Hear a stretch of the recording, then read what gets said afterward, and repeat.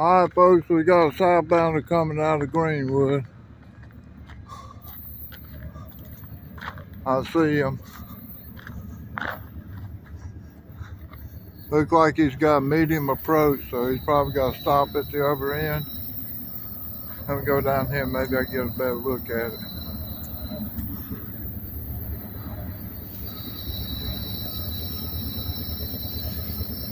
Alright.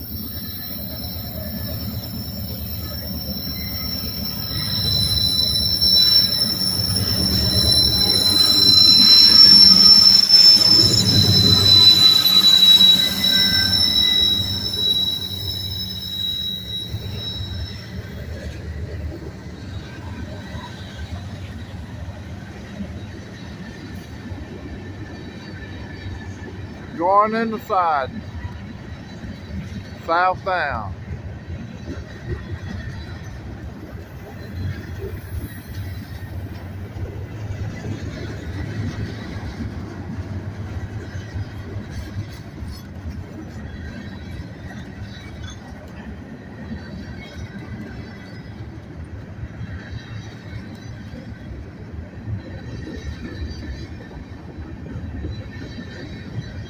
That must mean we got a northbounder coming down. We'll try to check him out.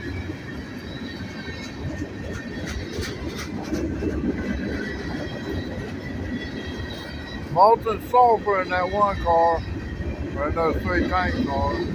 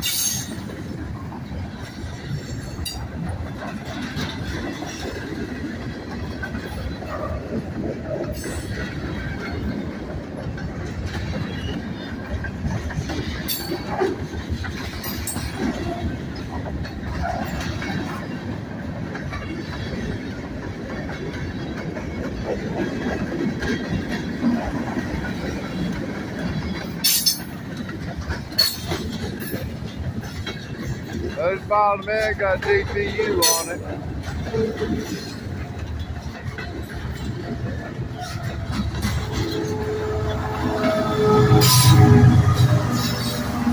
He's shoving hard, they're going uphill.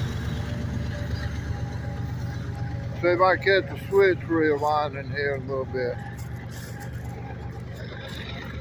But you're gonna have to line this switch for that next train coming at us. He wouldn't be going in the side unless there's a train coming down the hill towards us, or lined up to come down here. So there's a switch. Hopefully they'll change it here in a little bit. I don't know when, but then I want to go out there and get on the other side of the signal. So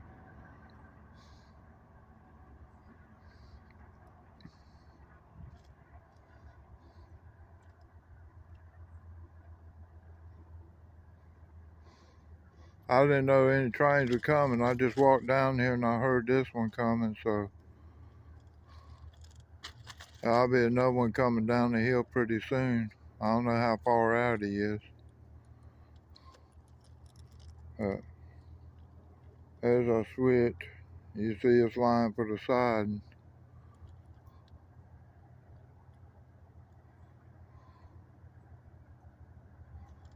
Let me go up here. I'm going to shut it off for a second.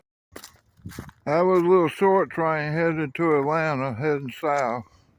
I think I got northbounder coming out of Atlanta. I'm going up here to check the signals, and then I'll try to get back and check the switch when it lines up.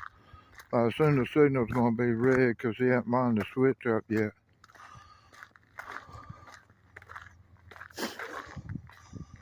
So let me see. All right, southbound signal on the main line. Northbound signal on the main line. Stop signal, red over red.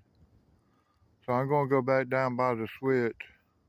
When he lines that switch, it'll probably be green over red then. All right, thank you. All right. The southbound signal, that one over there for that last train, he had a medium approach. And that means he's supposed to stop at the red signal when he gets to the south end of Abbeville. Because he's going to have a red signal down there. Because he's waiting for the northbounder to come in on the Abbeville main line, and he hasn't gotten here yet. So they haven't switched the tracks yet. It's still line for the side. So I'm sure they'll line them up here pretty quickly, but I don't know when. All right, thank you.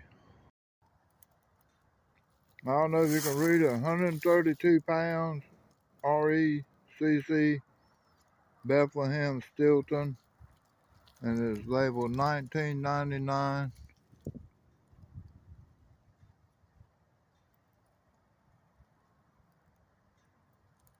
And this is made in December, according to the tick marks there.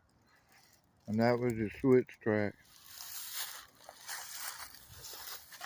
1999.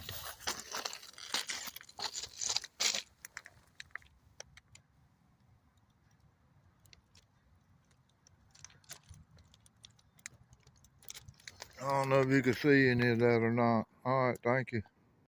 Look like a lot of grease on that one point over there. I guess that's due to the flange lubricator on the locomotive, bringing it up here and squeegeeing it off on that rail, on the closure rail.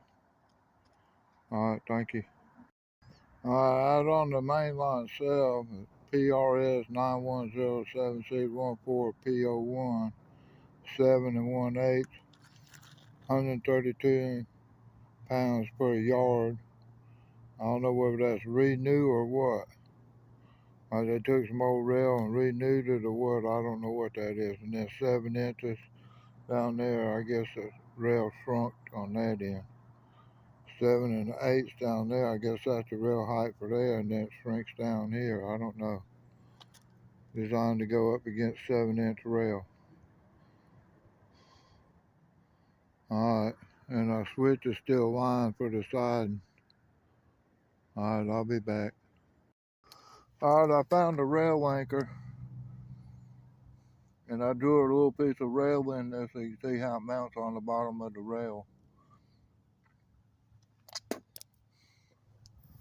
And you see them over there on the each side of the ties is where they would go. And that keeps that rail from expanding lengthwise. It actually, when it expands, it'll get taller. And that way, it getting longer doesn't push the track out of position and stuff. I know you've seen videos on YouTube where tracks expanded and it pushed it out of line and stuff. Well, they don't want that to happen, so that's what the rail anchors do.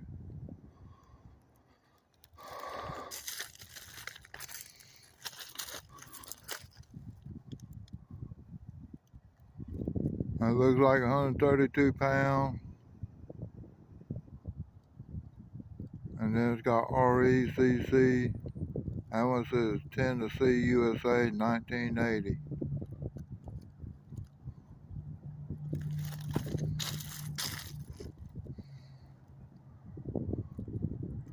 And that's where they did ultrasound tests, and I guess it passed. They do that when they build these switches because they come in like panels or whatever. So everything gets tested and bolted together. Looks like we're missing a couple of bolts out of there. That's a 3-bolt rail strap, and 2 of the bolts are missing. I don't see them laying on the ground anywhere.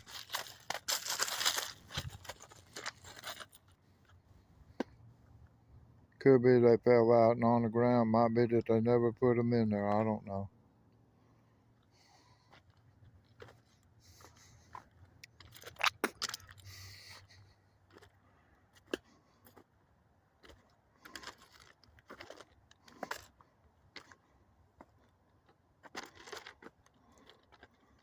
And that's your frog.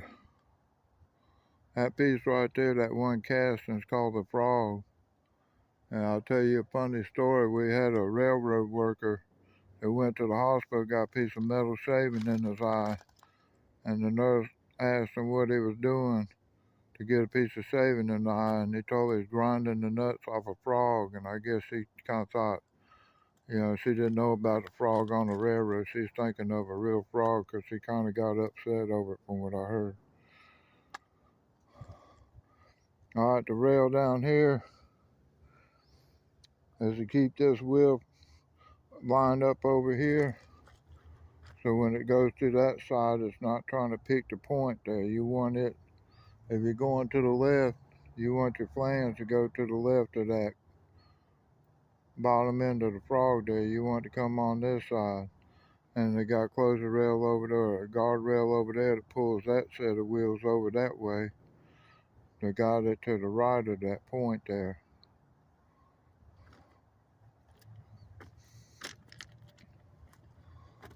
Alright, I'm cutting it off for now.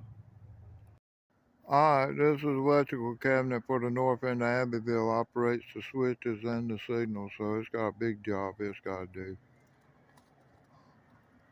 We're at the SD 439.76 mile marker. That's how far we are from Monroe, where they built this track from. Alright, thank you.